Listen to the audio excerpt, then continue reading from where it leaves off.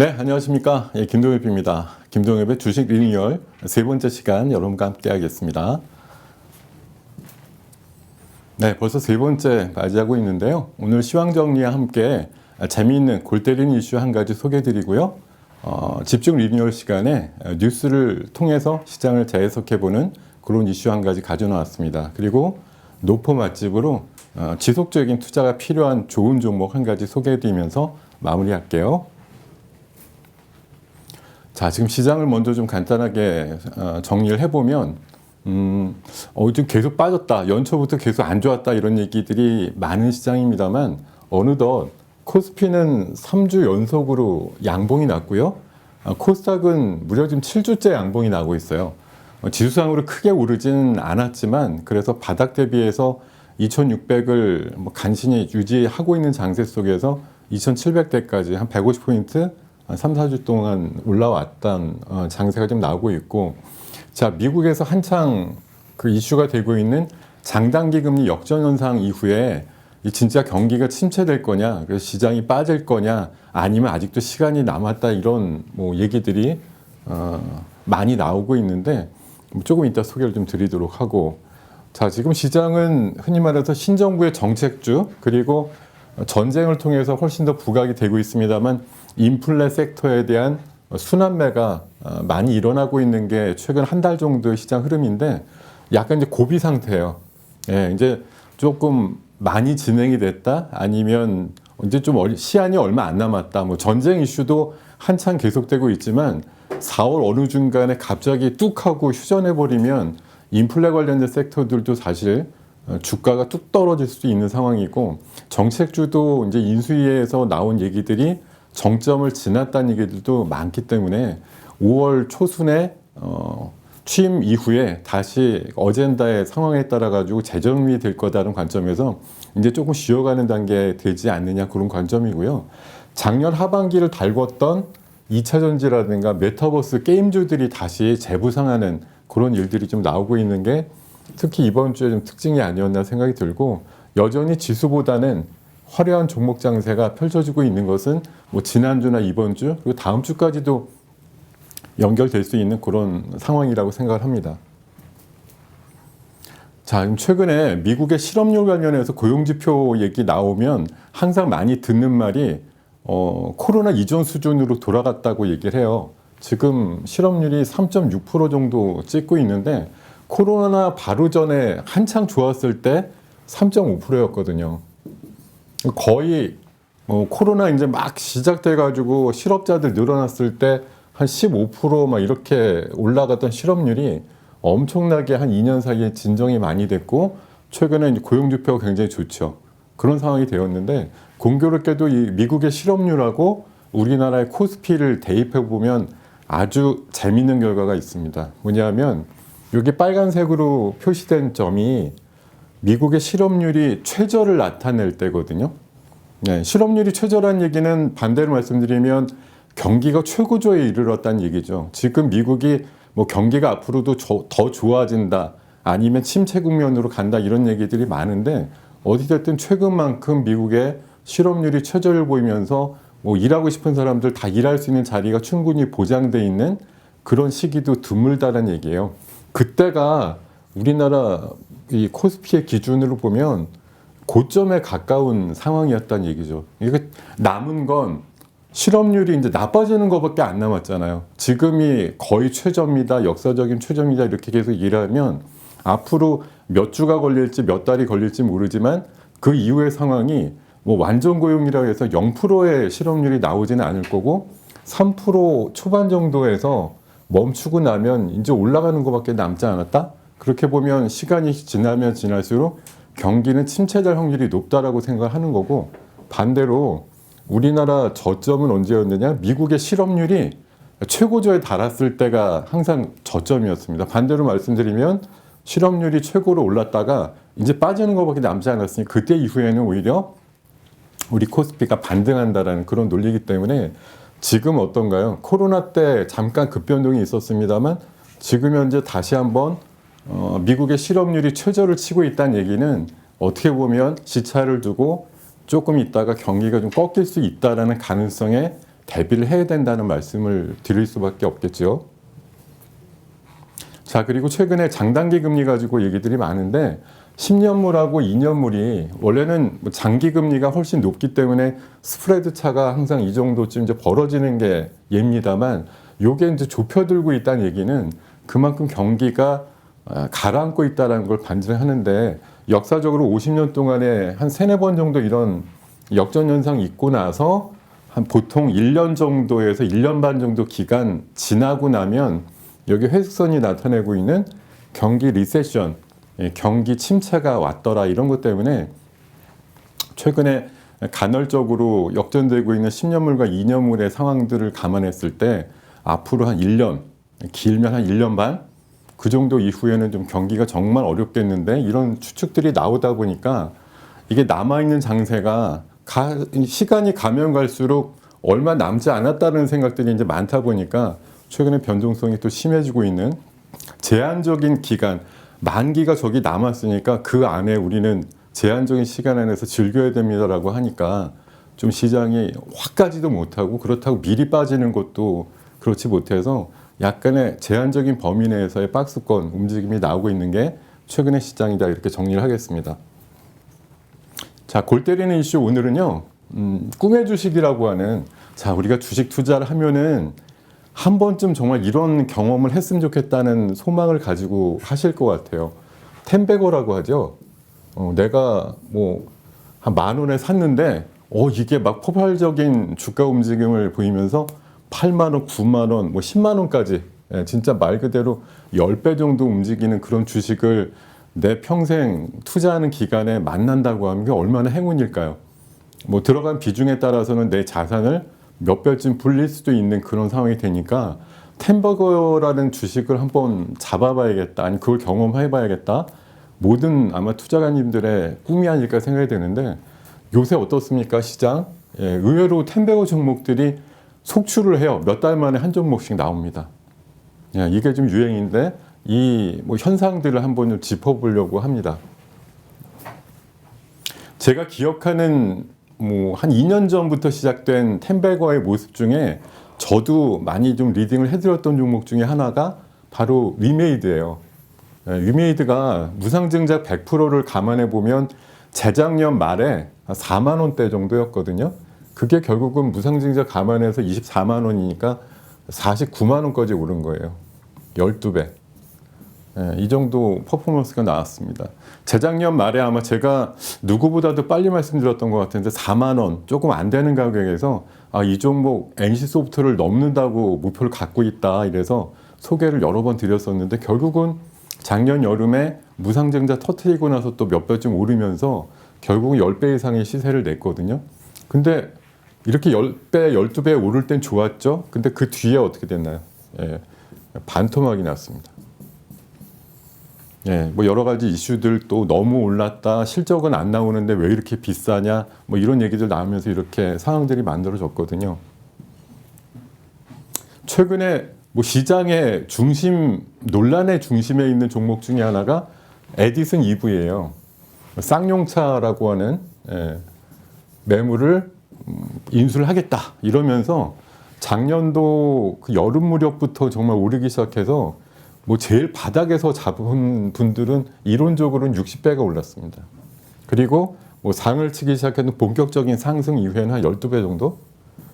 이런 상승이 나왔는데, 결국 이 끝에 어떻게 됐나요? 뭐 인수대금 제대로 넣지 못해가지고 최근에 거래 정지도 되는 상황, 재무제표 감사보고서가 제대로 뭐 인정을 못 받는 그런 상황까지 몰려 있거든요.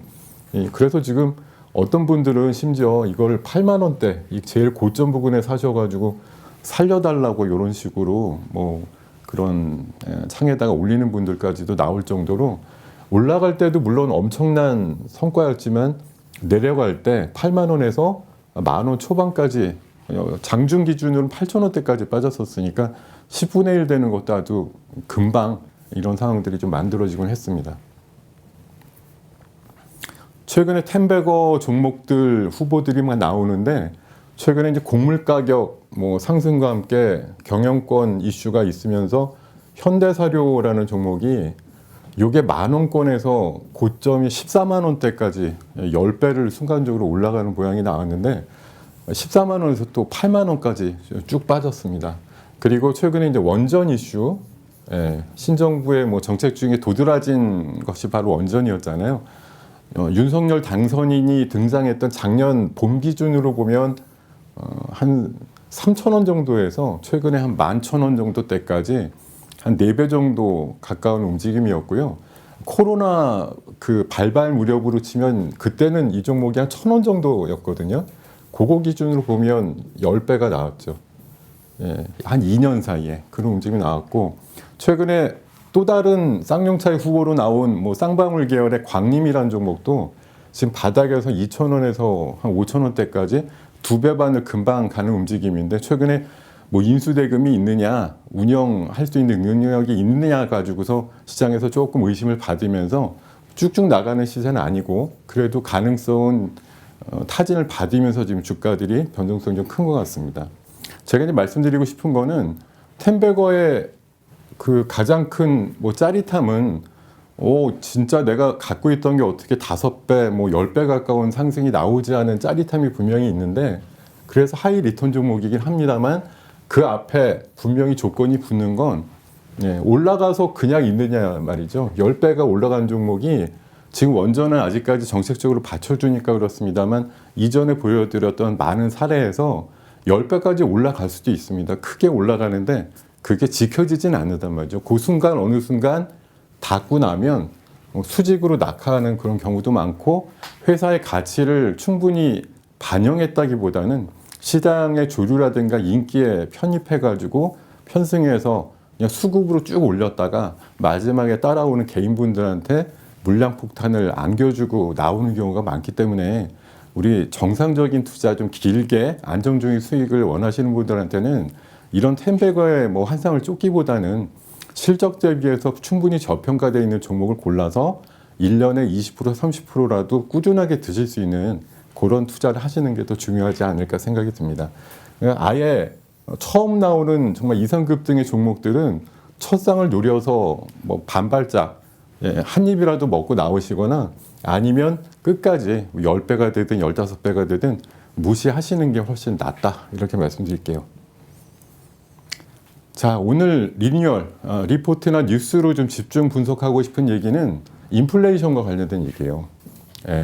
이번에 이제 우크라이나 이슈, 전쟁과 함께 이런 문제가 훨씬 더 도드라지고 있는데, 사실 인플레이션의 이슈는 한 2년 전 코로나 때부터 시작됐다고 봐도 뭐 됐다고 생각이 듭니다.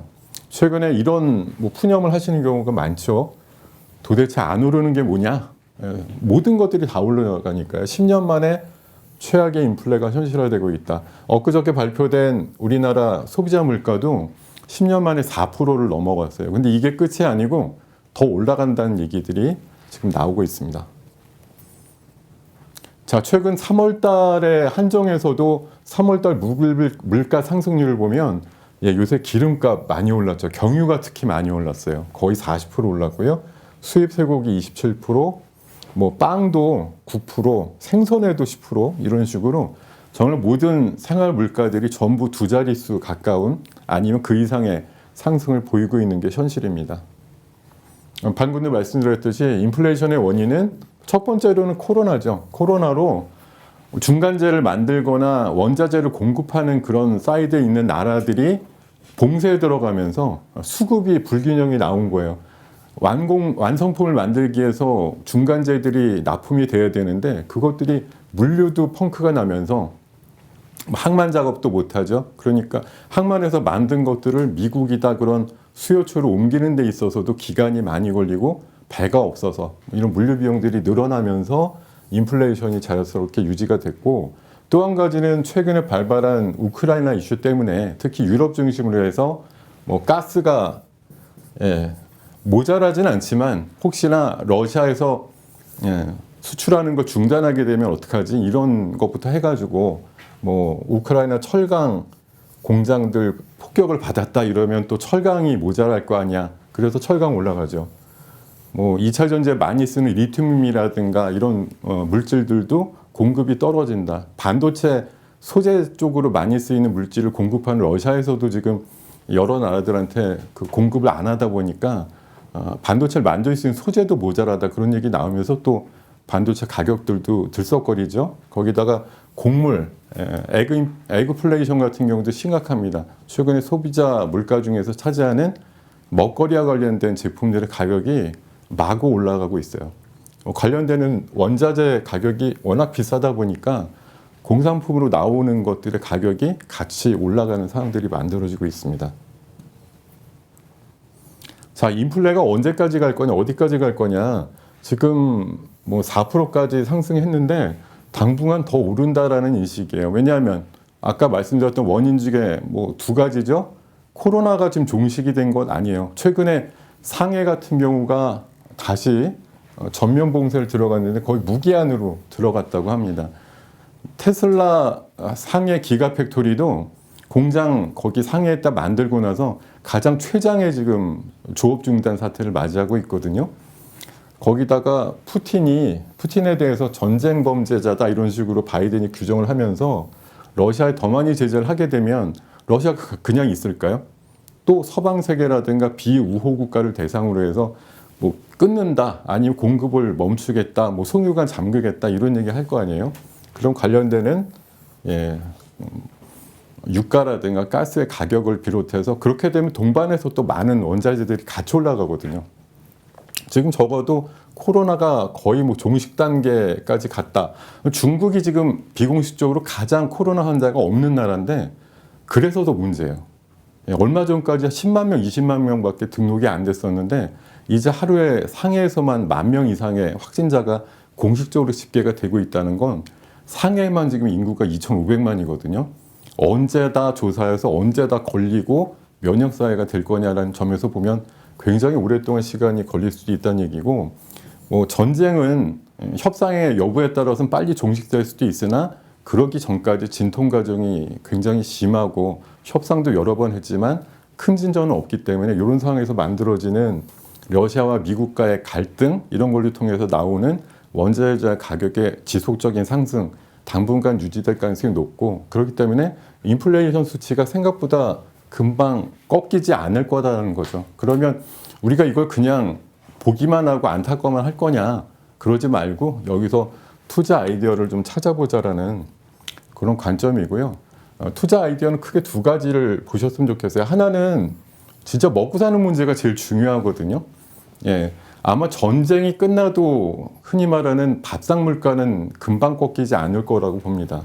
농축 수산물 관련해서 최근에 시장의 흐름도 뭐 곡물 비료사료 올라갔다가 돈육주, 육개주 올라갔다 수산주 이렇게 계속 좀 순환을 하고 있는데 수입 물가가 워낙 비싸다라는 게 하나의 이제 착안하셔야 될 아이디어고요. 두 번째, 먹거리만 올라가는 게 아니에요. 목재와 관련된 펄프 가격도 올라가고 있습니다. 3개월 사이에 20% 뛰었다고 하는데, 뭐 언택트 사회 때 가장 또 조명을 받았던 게 이 포장재와 관련된 그런 얘기들이죠. 종이류를 포장해서 많이 배달하는 데 썼기 때문에 뭐 화장지라든가 기저귀 값도 올라간다 이런 얘기도 있어서 이런 것과 관련된 뭐 제지주, 포장재주 이런 것들에도 좀 관심을 가지실 필요가 있을 것 같아요.